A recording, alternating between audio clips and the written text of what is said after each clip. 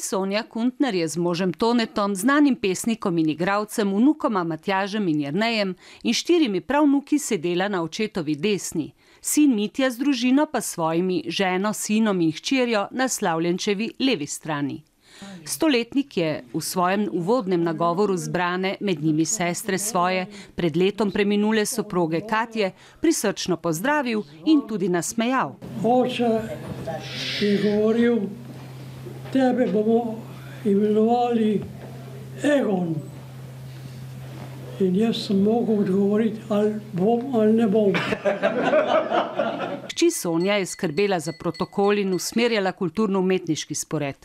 Pravnuk Rok je čutno interpretiral pesem v življenjski luči, za katero smo slišali, da je bila avtorjevemu tastu najbolj pri srcu. Je znal na pamet, vedno, in je imel v denarnici napisano, in ko so skavti imeli srečanja na Pohorju, je moj oče vedno recitiral.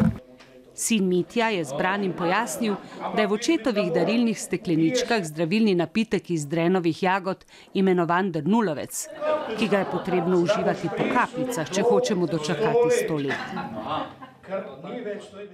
Kot smo izvedeli, skrivnost dolgoživosti tiči tudi v smislu za zdrav humor, veselju do petja in iskrenega pogovora, zmernosti v hrani in še posebej pijači.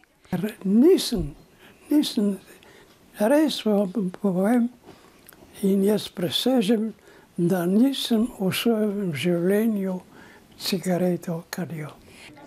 Egon Žitnik je bil od malih nog navdušen in uspešen športnik in skavt. In kot je zaslediti na socialnem omrežju, ustanovitelj slovenske taborniške organizacije. Življenje našega stoletnika je najmočneje zaznamovalo poklicno delo, ki ga je nasledil od očeta. Sprva se je izučil za ključavničarja, nadaljeval kot delovodja za popravilo lokomotiv in se kvalificiral za strojvodjo. Bil je cenjen strokovnjak na svojem področju in ostal je zvest ne le svoji edini in najdražji ženi Katji, temveč tudi železnici, o čemer najraje pripoveduje. Oče je potem dobil, pa je gor vozil, prav vozil gor lokomotivo pa vagone in potem še tako naprej skozi Maribor pa v Avstrijo. In tako da je včasih mene pograbil, pa me je peljal zdrav. Ker je rekel, ti bo še enkrat pošvidel, ti bo še enkrat železničar.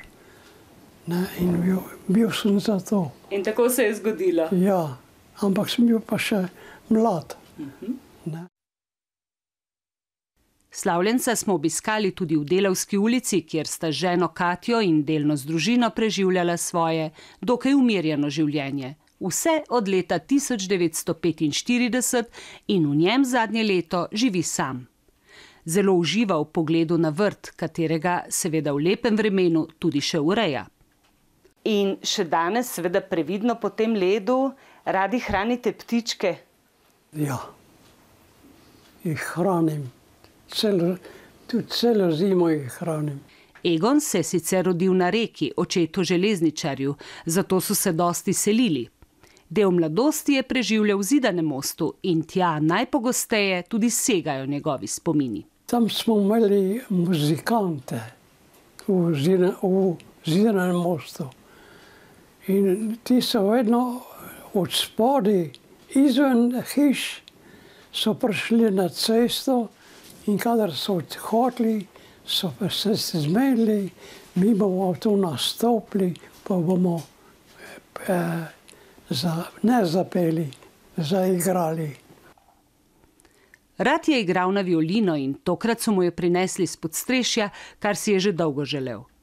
Nedvomno bi iz nje izvabil še kakšno melodijo, če bi jo prej malo spravili v red.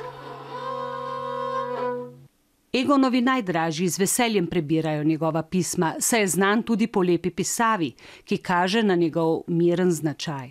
Radi ga pohvalijo, da je bil zmeraj skrben mož, očka, dedek in praded in kadar jim le uspe, ga z veseljem obiščejo.